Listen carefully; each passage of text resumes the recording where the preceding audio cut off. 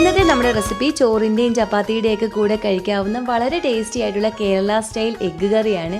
ഈ ഒരു എഗ്ഗ് കറി നമ്മളിവിടെ തയ്യാറാക്കി എടുക്കുന്നത് മാഗി കോക്കനട്ട് മിൽക്ക് പൗഡർ വെച്ചിട്ടാണ്. മാഗി കോക്കനട്ട് മിൽക്ക് പൗഡർ വെച്ചിട്ട് ജസ്റ്റ് 2 മിനിറ്റ് കൊണ്ട് നല്ല ക്രീമി ആയിട്ടുള്ള നല്ല തിക്കായിട്ടുള്ള കോക്കനട്ട് മിൽക്ക് നമുക്ക് തയ്യാറാക്കി എടുക്കാൻ പറ്റും.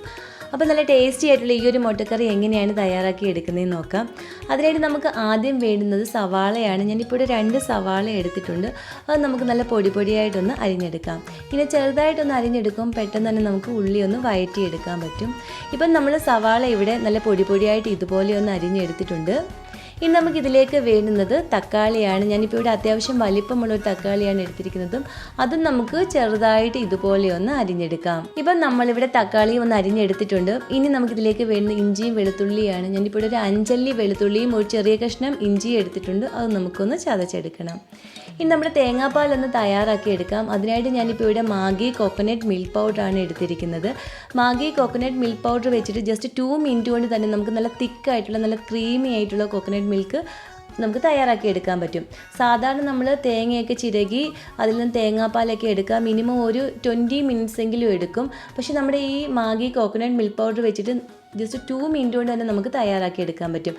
അതിനായിട്ട് ഒരു 3 ടേബിൾ സ്പൂൺ മിൽക്ക് പൗഡറിലേക്ക് 1 കപ്പ് ഇളം ചൂടുള്ള വെള്ളം ഒഴിച്ച് ജസ്റ്റ് ഒന്ന് കലക്കി കൊടുത്താൽ മാത്രം മതി. 1 കപ്പ് എന്ന് പറഞ്ഞാൽ 150 ml വെള്ളമാണ് നമ്മൾ ഇതിലേക്ക് ഒഴിച്ചു കൊടുക്കേണ്ടത്. നല്ല തിക്കായിട്ടുള്ള പാല് തയ്യാറാക്കാൻ വേണ്ടിയാണ് നമ്മൾ ഇങ്ങനെ 3 ടേബിൾ സ്പൂണിലേക്ക് 1 കപ്പ് വെള്ളം ഒഴിച്ചെടുക്കുന്നത്. തിന്നായിട്ടുള്ള മിൽക്ക് പൗഡർ തയ്യാറാക്കാൻ 1 ടേബിൾ സ്പൂൺ പൊടിയിലേക്ക് 150 ml വെള്ളം ഒഴിച്ചു കൊടുത്ത് നമുക്ക് തിന്നായിട്ടുള്ള പാലും തയ്യാറാക്കി എടുക്കാൻ പറ്റും. ഇനി നമ്മുടെ ഈ ഒരു മുട്ടക്കറിയിലേക്ക് വേണ്ടിയിട്ടുള്ള മുട്ടയൊന്ന് പുഴുങ്ങിയെടുക്കാം. അതിനായിട്ട് നമ്മൾ കുക്കറിൽ കുറച്ച് വെള്ളം എടുത്തിട്ടുണ്ട്. അതിലേക്ക് ഒരു 5 മുട്ട വെച്ച് കൊടുത്ത് നമുക്ക് ഈ മുട്ടയൊന്ന് പുഴുങ്ങിയെടുക്കാം. ജസ്റ്റ് 1 വിസിലടിക്കുമ്പോഴേക്കും നമ്മുടെ മുട്ടയും ഇവിടെ റെഡിയായി കിട്ടും. ഇനി നമുക്കിതൊന്ന് തണുക്കാൻ വേണ്ടി മാറ്റി വയ്ക്കാം. നമ്മുടെ മുട്ടക്കറി ഒന്ന് തയ്യാറാക്കി എടുക്കുന്നതിനായിട്ട് ഈ ഒരു പാനിലേക്ക് 2 ടേബിൾ സ്പൂൺ വെളിച്ചെണ്ണ ഒഴിച്ചു കൊടുക്കാം. വെളിച്ചെണ്ണ ഒന്ന് ചൂടായി വരും ഇതിലേക്ക് 1/2 ടീസ്പൂൺ കടുക് ഇട്ട് കൊടുക്കണം. കടുക് ഒന്ന് പൊട്ടി വരും നമുക്കിതിലേക്ക് ഒരു 3 വറ്റൽമുളക് ഇട്ട് കൊടുക്കാം. ഇതിൻ്റെ കൂടെ തന്നെ നമുക്ക് കുറച്ച് കറിവേപ്പില കൂടി ഇട്ട് കൊടുക്കണം.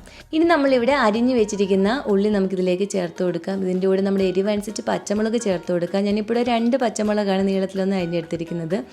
ഇതിലേക്ക് ആവശ്യത്തിന് ഉപ്പും കൂടി ചേർത്ത് കൊടുത്ത് ഈ ഉള്ളി ഒന്ന് സോഫ്റ്റായി വരുന്നവരെ ഒന്ന് ഇളക്കി കൊടുക്കണം. ഉപ്പ് ഇട്ടത് കൊണ്ട് തന്നെ നമുക്ക് പെട്ടെന്ന് തന്നെ ഉള്ളി ഇവിടെ ഒന്ന് സോഫ്റ്റായി കിട്ടിക്കോളും. ഉള്ളി ഇപ്പോൾ ഇവിടെ നിന്ന് സോഫ്റ്റായി വന്നിട്ടുണ്ട്. ഇനി ഇതിലേക്ക് നമ്മളിവിടെ ചതച്ച് വെച്ചിരിക്കുന്ന ഇഞ്ചി വെളുത്തുള്ളി പേസ്റ്റ് കൂടി ചേർത്ത് കൊടുത്ത് ഈ ഉള്ളി ചെറിയൊരു ഗോൾഡൻ കളറായി വരുന്നവരെ വേണം നമ്മൾ ഇതൊന്ന് ഇളക്കി കൊടുക്കാൻ. ഇപ്പോൾ ഉള്ളി ഇവിടെ ഒന്ന് ഗോൾഡൻ കളറായി വന്നിട്ടുണ്ട്. ഇനി നമുക്കിതിലേക്ക് കുറച്ച് പൊടികളൊക്കെ ചേർത്ത് കൊടുക്കാം. ആദ്യം ഒരു 1/4 ടീസ്പൂൺ മഞ്ഞൾപ്പൊടിയും 1 ടേബിൾ സ്പൂൺ മുളക് പൊടിയും 1.5 ടേബിൾ സ്പൂൺ മല്ലിപ്പൊടിയും 1/2 ടീസ്പൂൺ ഗരം മസാലയും ചേർത്ത് കൊടുക്കുക. ഈ പൊടിയുടെ പച്ചമണമൊക്കെ ഒന്ന് മാറി വരുന്നവരെ നമുക്കൊന്ന് ഇളക്കി കൊടുക്കണം. പാൻ നല്ല ചൂടാണെങ്കിൽ ഒന്ന് ഓഫ് ചെയ്തിട്ട് വേണം നമ്മളിതിലേക്ക് പൊടികളൊക്കെ ഒന്ന് ചേർത്ത് കൊടുക്കാൻ.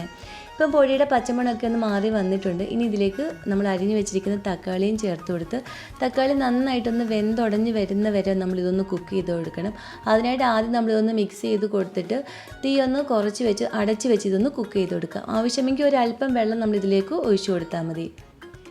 ഇപ്പം നമ്മളിവിടെ മുട്ടയൊക്കെ ഒന്ന് പുഴുങ്ങി എടുത്തിട്ടുണ്ടായിരുന്നു. ആ മുട്ട നമ്മൾ ഈ കറിയിലേക്ക് വേണ്ടിയിട്ടൊന്ന് മുറിച്ചുകൂടി വെക്കണം.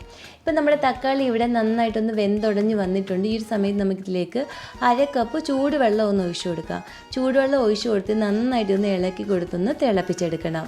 ഇതിപ്പോൾ ഇവിടെ നന്നായിട്ടൊന്ന് തിളച്ച് വന്നിട്ടുണ്ട്. ഈ ഒരു സമയം തീ ഒരു ലോ ഫ്ലെയിമിൽ വെച്ചിട്ട് നമ്മളിവിടെ തയ്യാറാക്കി വെച്ചിരിക്കുന്ന മാഗി കോക്കനട്ട് മിൽക്ക് നമുക്കിതിലേക്ക് ഒഴിച്ചു കൊടുക്കാം. ഇത് ഒഴിച്ചു കൊടുത്ത് തിളപ്പിക്കേണ്ട ആവശ്യമില്ല. ജസ്റ്റ് ഒന്ന് ഇളക്കി കൊടുത്തൊന്ന് ചൂടാക്കിയാൽ മാത്രം മതി. ഇതൊന്ന് ചൂടായി വരുമ്പം നമ്മളിവിടെ കട്ട് ചെയ്ത് വെച്ചിരിക്കുന്ന മുട്ട നമുക്കിതിലേക്ക് ഇങ്ങനെ ഒന്ന് വെച്ച് കൊടുക്കാം. മുട്ട ഇങ്ങനെ ഒന്ന് വെച്ച് കൊടുത്ത ശേഷം നമുക്ക് ചെറുതായിട്ട് ഇതിങ്ങനെ ഒന്ന് ഇളക്കി കൊടുക്കാം. ഒരുപാടിട്ട് ഇളക്കല്, ചെറുതായിട്ടൊന്ന് ഇളക്കി കൊടുത്ത് ഇതിലേക്ക് നമുക്ക് കുറച്ച് മല്ലിയില ചെറുതായിട്ട് അരിഞ്ഞിട്ട് അതും കൂടി ഒന്ന് ചേർത്ത് കൊടുക്കാം. ഈ ഒരു സമയത്ത് ഉപ്പുണ്ടോ എന്ന് നോക്കിയിട്ട് ഉപ്പ് കുറവാണെങ്കിൽ ഒരല്പം ഉപ്പ് കൂടി ചേർത്ത് കൊടുത്താൽ മതി. അങ്ങനെ നമ്മുടെ വളരെ ടേസ്റ്റി ആയിട്ടുള്ള എഗ്ഗ് കറി ഇവിടെ റെഡി ആയിട്ടുണ്ട്. ഞാനിപ്പോൾ ഇവിടെ എഗ്ഗ് കറിയുടെ കൂടെ ചപ്പാത്തിയാണ് തയ്യാറാക്കിയിട്ടുള്ളത്. അപ്പോൾ നമ്മൾ ഈ ചപ്പാത്തിയിലേക്ക് നമുക്ക് ഈ എഗ്ഗ് കറി ഒഴിച്ച് ഇതൊന്ന് രുചിച്ച് നോക്കാം. വളരെ ടേസ്റ്റി ആയിട്ടുള്ള മുട്ടക്കറിയാണിത്.